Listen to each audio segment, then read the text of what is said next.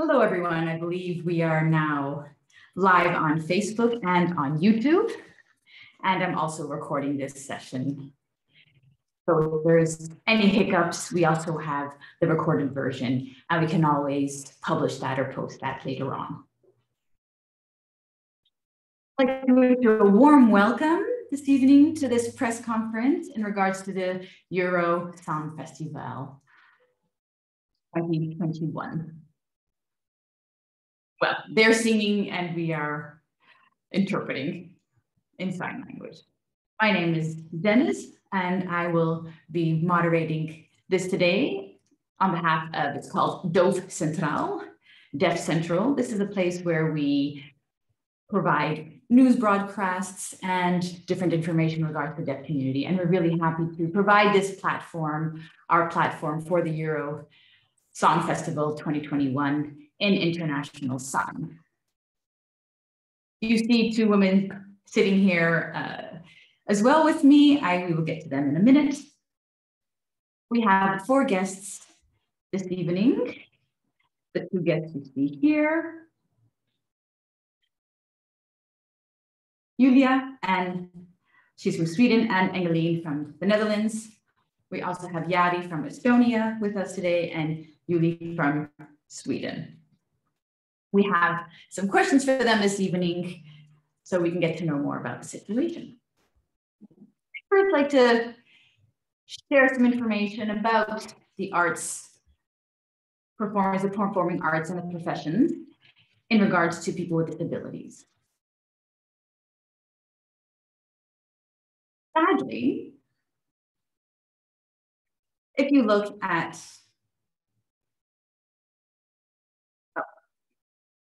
we need to wait a moment because it seems that it's not streaming.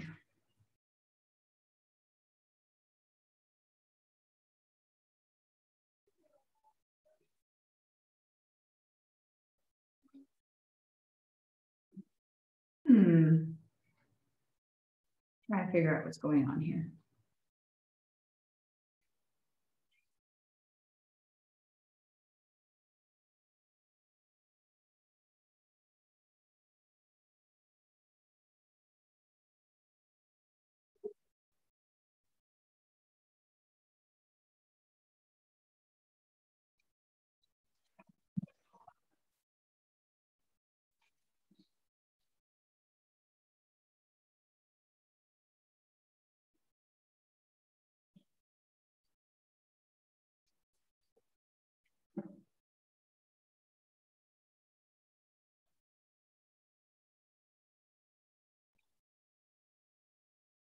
If you could just bear with us for the moment. Looks like we are live streaming on YouTube, but not on Facebook. So we'd like to fix that before we continue.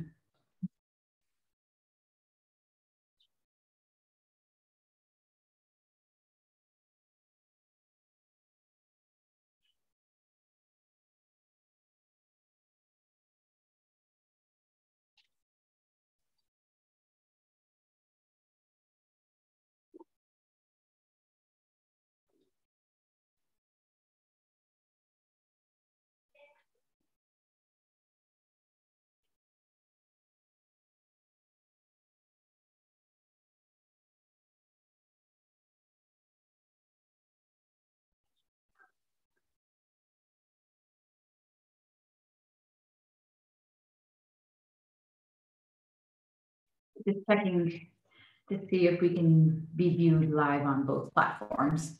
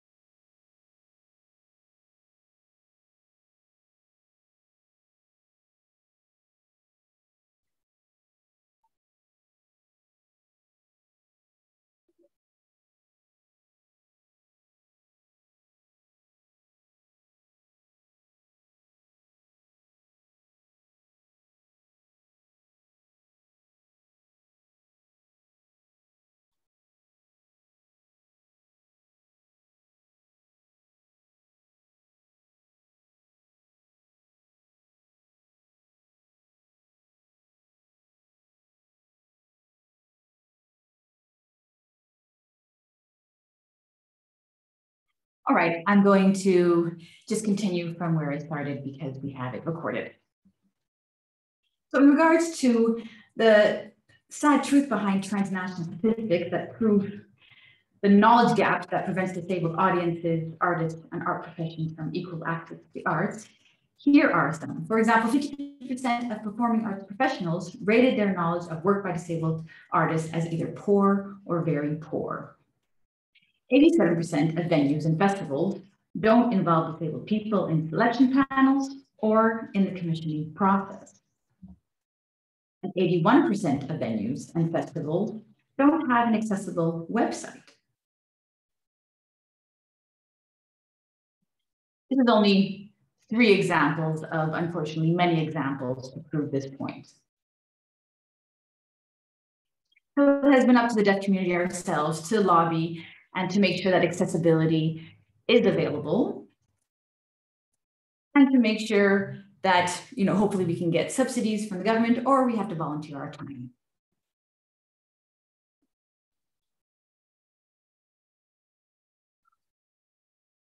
There are artists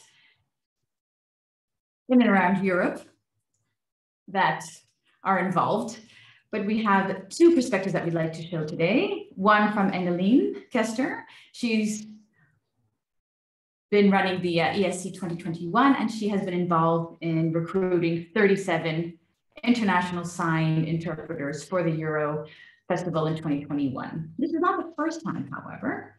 This has actually happened before. Yulia will tell us more about the history of providing international sign or sign language interpretation. You had roughly 10 interpreters, correctly? But Engeline, you went ahead and had 37 interpreters. We're very curious to hear both of your perspectives. Welcome this evening.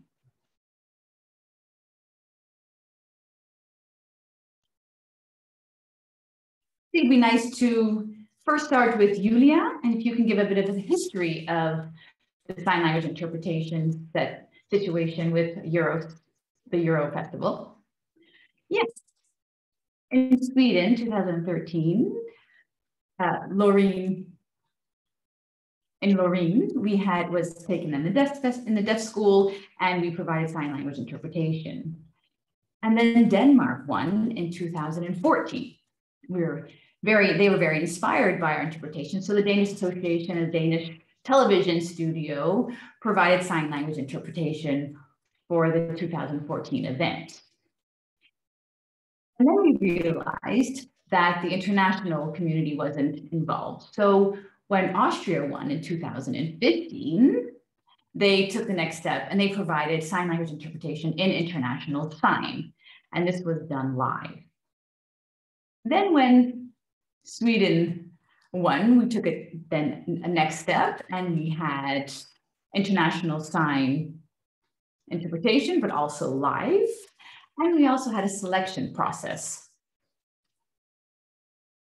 And we chose 9 interpreters and then 1/10, plus 3 live interpreters. So in total, we had 13. The next winners was the Ukraine. We tried to contact the Ukrainian Deaf Association or the deaf community or the studio, but unfortunately, they weren't able to take it on. And then Holland won. Unfortunately, it was canceled. And that takes us then to today. And Dennis says, great, you guys organized sign language interpretation, but how did you start? What was the first steps you took? Julia is responding to the Swedish television company. When they won, the deaf community contacted them and sent them a letter saying that we would like to provide access to the signs, but to make sure, and this could all be fully organized by the deaf community. We have a deaf studio, deaf editing, deaf lighting. We want to make sure that, we want to show that the deaf community can take this on 100%. We had one hearing person who took care of the thing. So the television broadcasting studio supported us. And Dennis said, so this was paid and it was done professionally? And Julia said, yes, we sent them an estimate and we got a budget. And so through those monies, we were able to pay the sign language interpreters. Thanks for explaining the history. We'd like to now compare that to the situation now in the Netherlands. Engelin, can you take us further? Engelin said, yes, we were very impressed with the steps that have been taken the last few years and how sign language interpreters are chosen from the deaf community, and there was a selection process. And we wanted to have that happen here in the Netherlands as well, but unfortunately, they just wanted to provide sign language interpretation in Dutch sign language. And because the Euro Festival is an international affair, we wanted to use international signs to make it accessible to more than just the Dutch deaf community. In the Netherlands, we tried to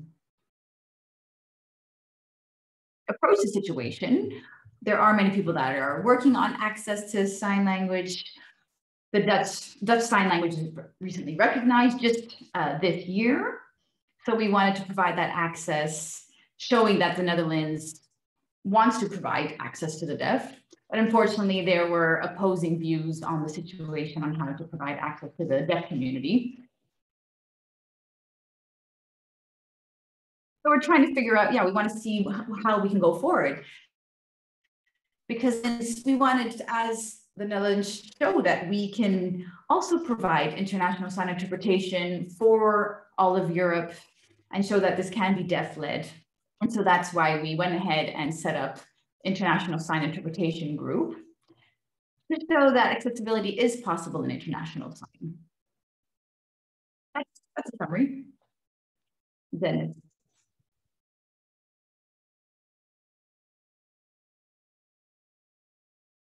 Why do you think it was important to provide this in international sign? Did you hear from the deaf community European-wide that you knew there was a wish and a desire to have international sign used? How did you come upon this idea? And Engelin said, because of the experience in the last few years through Denmark and Austria and Sweden, we saw how many European deaf community members really enjoyed the interpretation international sign because they were able to follow the interpretations. So many deaf Europeans express their interest. Dennis is asking now, back in 2016, did we get any response from the deaf community, Yulia? Yulia said, yeah, we had a great response from the deaf community, especially because we then had a selection process. So EBU, when Sweden took it on and provided an international sign, we first just advertised it to local people. And I thought that was a pity. We didn't know afterwards that it could be opened up. We wanted the European Broadcasting Union to understand that all the countries can provide the international sign interpretation, not just the hosting country. That is the thing. So EBU, the European Broadcasting Union, was the one that gave you the go-ahead to provide sign language interpretation. But how did that change once it was then passed on to the Ukraine and also to Portugal? How can we make sure what's been attained the last few years that this goes forward? For example, in the Netherlands, they didn't know that they didn't want to provide international sign interpretation. They wanted to provide sign language interpretation in Dutch sign language. How can we make sure that these learnings are passed forward? Yulia is saying, I think EBU needs to look at the organizations, what was organized in 2013, 14, and 2016, and the reaction from the public. There is a public that would like this. I think it's important that within their advertising and of the event, that we look at both the singing, the actual artist, and the interpretation. And if you look at 2014, 2013, 14, and 2016, looking at the fact that international sign was then introduced and what the reaction was, I think they'll see that international sign was the sign language that was preferred. If you look at the songs, most of the songs are in English, and therefore international sign would be the comparable international sign language to provide. Dennis is now asking. So you set up a team of 4 or 5 Dutch and Dutch deaf people, and then 2 international deaf people. How did the founding of this group happen? Engelin said, yes, Yari and one other person had experience in Estonia in providing interpretation for the Euro Festival.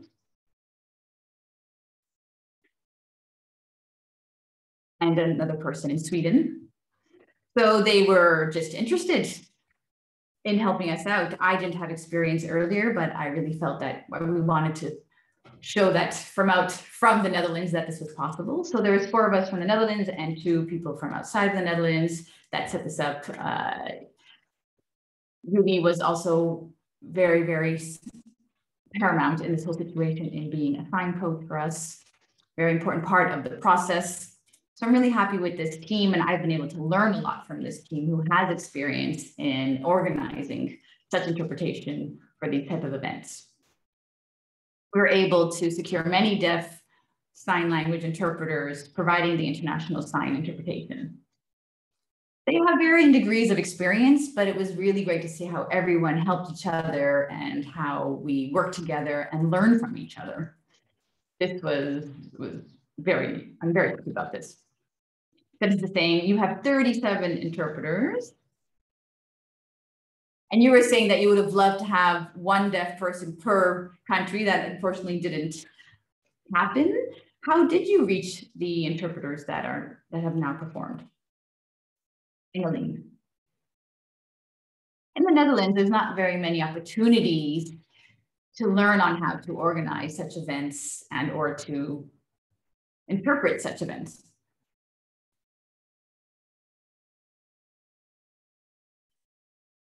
And so I want to give other countries the opportunity as well. Not every country will always be able to host such an event. So just a few weeks ago, we set up this group in a very short amount of time. And we had a very short deadline. So luckily through our network, through my network and our networks, we were able to find 37 deaf interpreters to interpret all of the songs. But my future dream or goal would be to have one interpreter per country. Dennis is saying, I think if we have time, the next time we have more time to organize, we would be able to possibly realize this. Julia. But I'm still impressed that you had 37. We had 20. That was already quite a lot of work, but within such a short amount of time and working with such a small group, and you secured 37 interpreters, respect. And I think it'll be wonderful for the audience to see what is possible, and that we can, hopefully that they will now be paid the next time, that we can show that if we provide quality interpreting, that would be the next step. And Julie's saying, I don't want to take the wind out of the sail for the next interview session, so I won't say anymore. And Dennis is saying, if there are any of the viewers today that have questions in regards to what Julia and Engeline shared, please feel free to leave your comments in Facebook, and Leith will bring your questions forward. I think many people are curious about the interpretation process itself, so we're not going to invite the next guests. Engeline said, if I can just add one quick thing. Yes, we were able to secure 37 interpreters, but to be honest, my goal was to give everyone the opportunity. However, the selection process and the payment process, that would be the great next step. Currently, we went through our network, and when you look at the person singing the songs, we tried to also find someone that could match the singer, and that we didn't have as much time for. For example, the song if they're from the LGBTI community, we also wanted to have someone from the LGBTI community. If someone was Black, we also wanted to have a Black interpreter. So in the future, I would like us also to think of those factors as well. That would be a future dream, the next steps that we could take on an organizational level. And then saying, yeah, that the interpreter could really represent the artist that they are interpreting for. Perhaps in the questions, we will be able to get back to this topic. It's very important and an interesting topic to get back to. All right, thank you, and we'll see you in a little bit. Now I'd like to invite Jari and Julie to the stage. Hello, Julie and Jari. Welcome.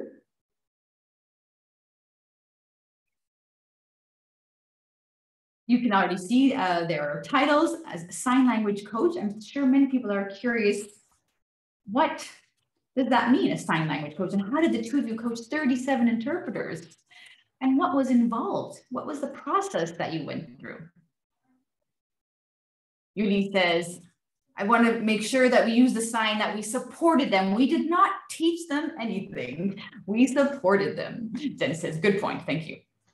Julie is saying, yes, we had variety of interpreters. We had some interpreters that had a lot of experience interpreting music, and some where it was their first time, but they did it out of passion for the work. For us, what was most important is to make sure that they really had their own personal flavor, that we didn't influence their interpretation too much. So first they interpreted the song themselves. They showed us what they came up with, and then we gave them some feedback, both Jari and I together, so that they could get different perspectives. And this, we did all this using Google Drive. Unfortunately, because of the pandemic, we weren't able to physically come together. So everything had to be done remotely. So they would send us a video themselves either through Drive or sending us a video. But of course, we didn't just work with the interpreter just once. It was easily 10 times or more. And it's just been nonstop from the beginning until now. Then it says, Yadi, would you like to add anything to the process? Yadi's saying, yes, we had 37 interpreters. However, there's more than 40 songs. And so we also looked at both the interpretation, but also there were some songs that are sung in Italian or other songs. So we had to first translate that into English and then their interpretation.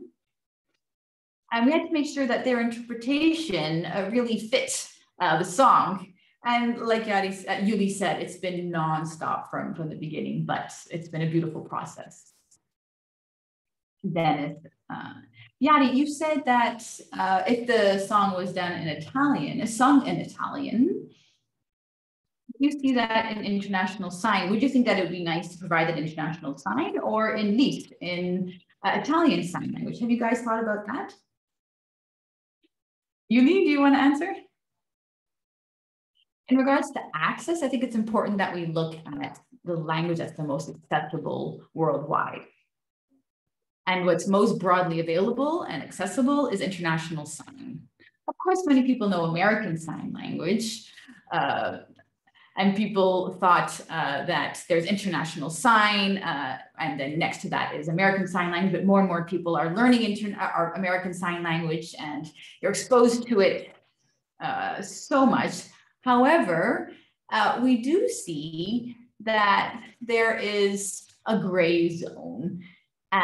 Many people don't know, is this sign international sign or is it ASL?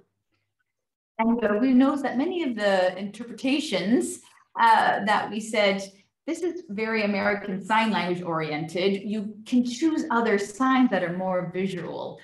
If they're iconic signs, great.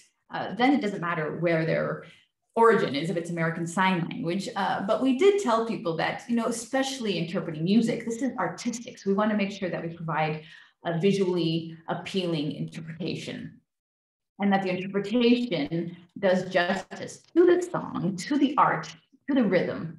And so we had a lot of those type of conversations in regards to the interpretation of the songs. You have to remember that not all of the countries and the people that we're working with have experience with quality, accessible interpretation of songs and/or interpretation. So that in itself affected people's experience. Yadi's saying, for example, the Italian song, there's also a lot of visuals within their song. So we made sure that that was involved.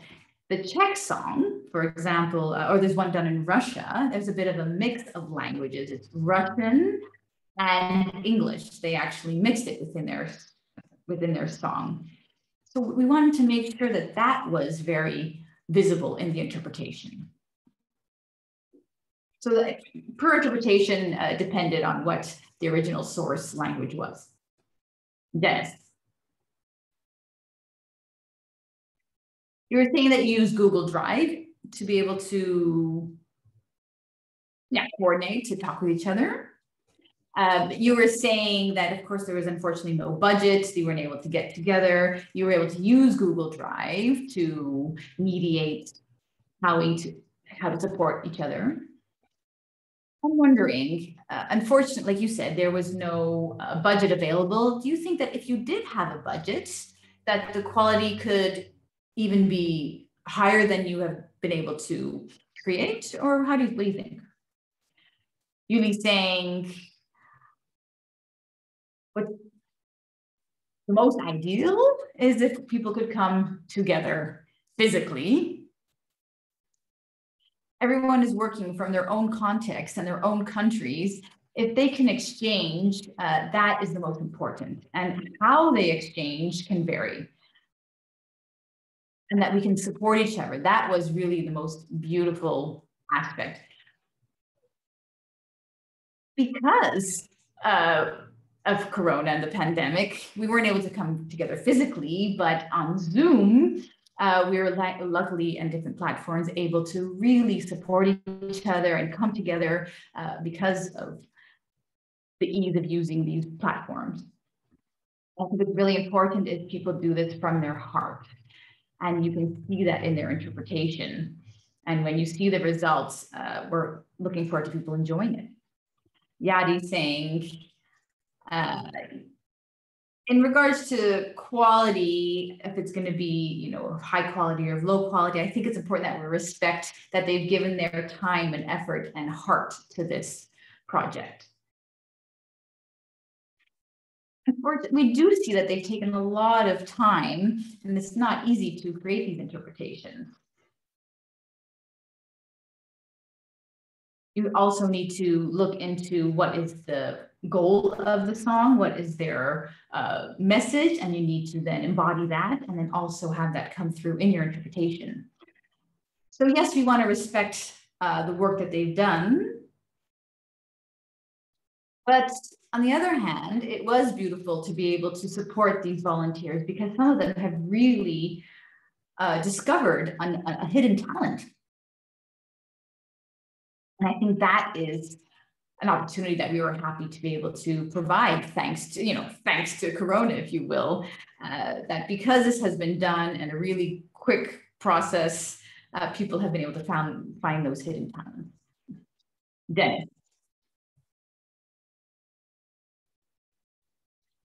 In regards to this process and of the interpreters, what are some learnings? You've already shared one, that there's some undiscovered talents. Are there any other processes that you think that has been discovered? Yuli saying,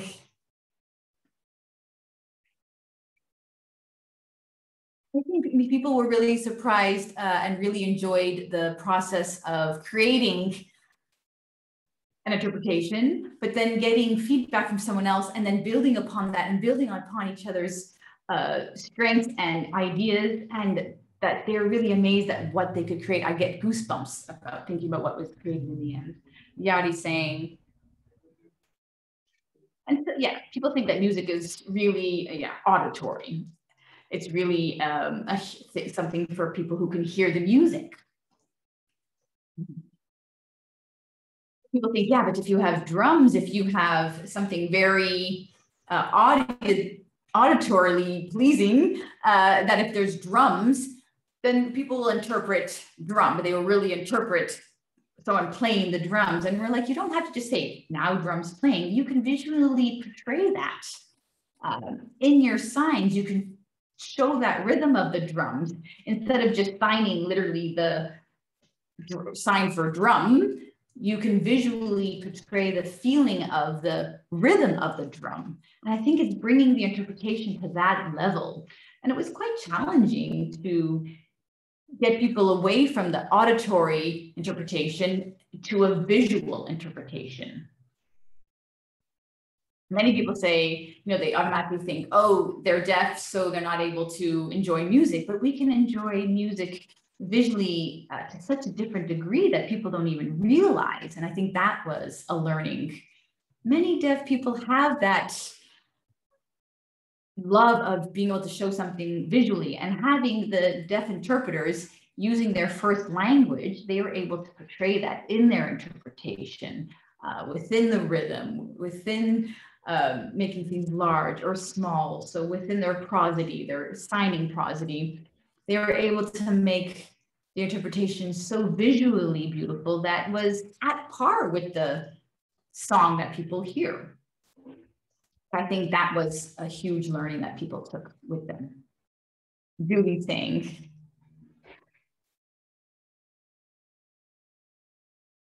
I think it's important that people realize that sign language, of course, national sign language can be very specific. International sign, you have to really unpack it, and you really have to make it even more visual, because you don't have specific signs for every word. You can really make it visually beautiful. So there are advantages, disadvantages to using a national sign language versus an international sign. Dennis is saying, I was talking with Engeline and Julia in regards to the unfortunate statistics of inaccessible art. If you look at deaf artists today in European art scene, what do you think about that? Really saying, yeah, the deaf perspective in performing arts is very, very low. There are some pockets, some hot spots, but everything in between is is not visible. And you see that the hot spots can really support each other. You see that they thrive off each other. And you see that there's access given on an equal footing. So I think it's that crossroads that we want to come to, that people have their experience and can show this is what our country provided. Maybe in my country, we don't have that access, we don't have that lobbying power, but we have best practices that we can point to. And then we can have access and access to language. Yadi is saying historically, Sweden has used international sign. In Estonia, the international sign wasn't really used that much. I was actually quite inspired by Sweden. So I spoke with them and said that I want to interpret but they're like, it's not important to have to be able to do it in international sign. And then last year, I also volunteered, just like in the Netherlands situation now. Last year, I also volunteered and to show them my work, and they're just like, wow, it's beautiful. And this year they've given, they have made a budget for Estonian Sign Language and international sign. But we think, why don't we provide two interpretations, that every country can interpret the songs into their own national sign language, and the host country can provide it in international sign.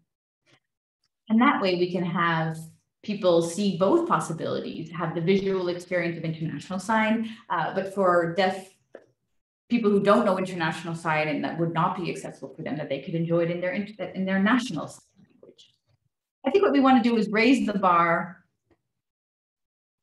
and provide that opportunity for everyone. Because if there's only a handful of countries that provide interpretation for this festival in their own national sign language, not all.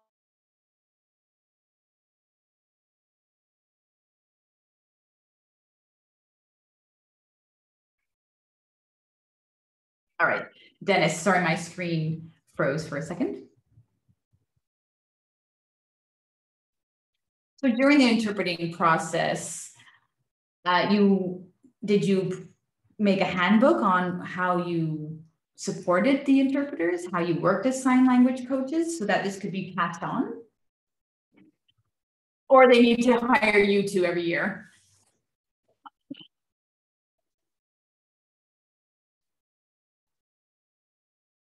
But what do you imagine as a possible way to document your learning? Yadi.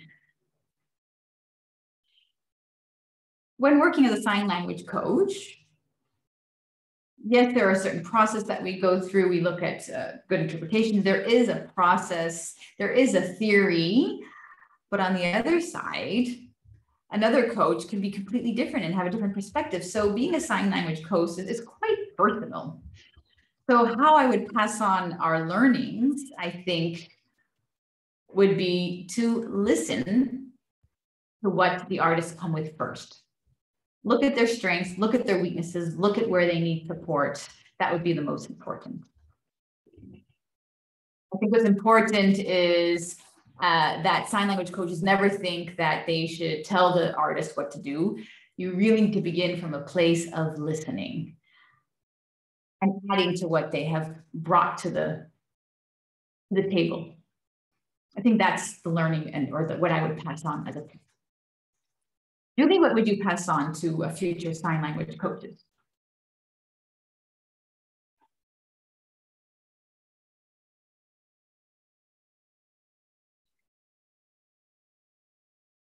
Yes, I would like to look at, indeed, how can we make sure that this is sustainable? that what we are setting up as international sign accessible work, that makes sure that this gets carried on year after year. Do we need a committee to make sure that we can keep this going year after year? And then I think we can create a handbook to where we can pass this on. That would be something, you know, built in process. It would be a living document. There is so much experience globally. There's so many deaf people that could contribute to this process. I think it would be great to come together and find out how we can make this sustainable for the future.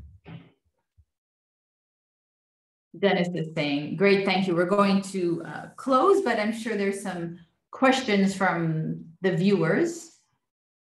So we're first going to see what questions have come up. Leif, are there any questions that have come up in the chat?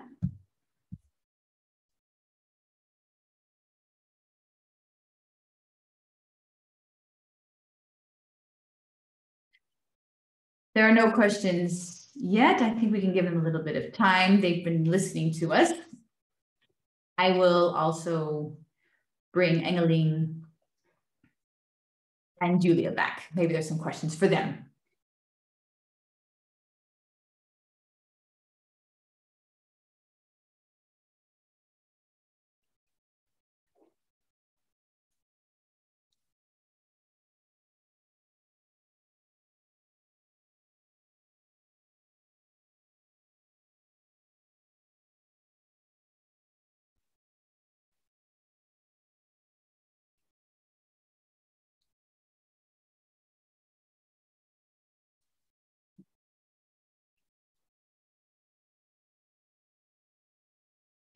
All right, there's a question in regards to organization of interpretation. People are asking, are only the songs being interpreted, or are the presenters' words and the points and the whole presentation being interpreted as well? On the 18th and the 20th of May, on the semifinals, there are two countries that will be then performing, and these will be interpreted. And those will be interpreted live from the Netherlands. There will also be presenters information, if there's any information, like background information on the artist or the song itself. Then we'll have the deaf interpreters also available. So everything will be interpreted, the presenter's remarks and the songs itself.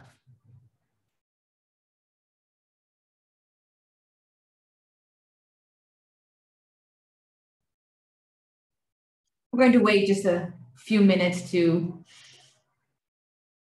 see if there's any questions from the audience. Earlier, we were talking about having interpreters that are representative, people of color, LGBTI. We want to bring this question when we're all together with the four of you. So how do you feel that if there is a queer singer or a person of color singing a song, do you think that the interpreter needs to be representative? Or do you think that it doesn't matter that there is a white person interpreting a song from a person of color? You'll be saying, well, after Black Lives Matter, we've also been looking at the fact that in the Netherlands, there is one singer that is a person of color.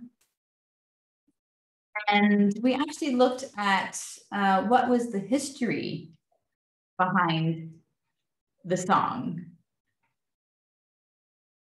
And I can imagine that as an interpreter working with the artist, you know, as a person of color, I can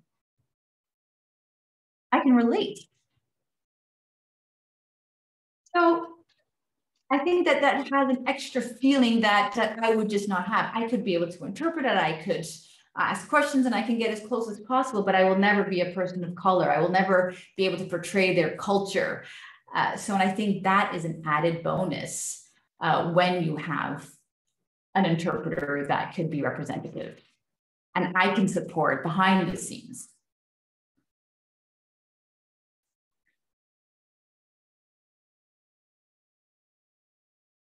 Yadi.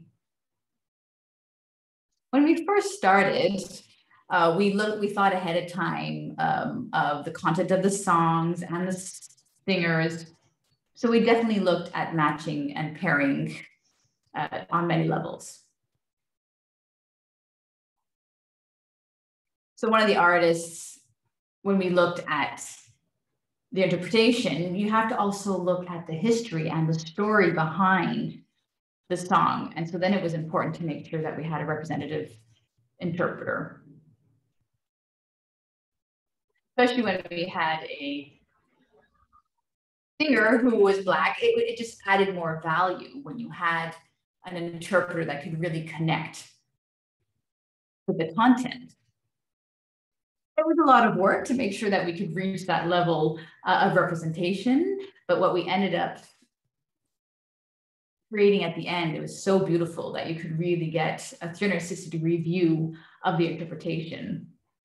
I would never be able to stand in their shoes, and I wouldn't want to destroy any type or, tarnish any type of that interpretation.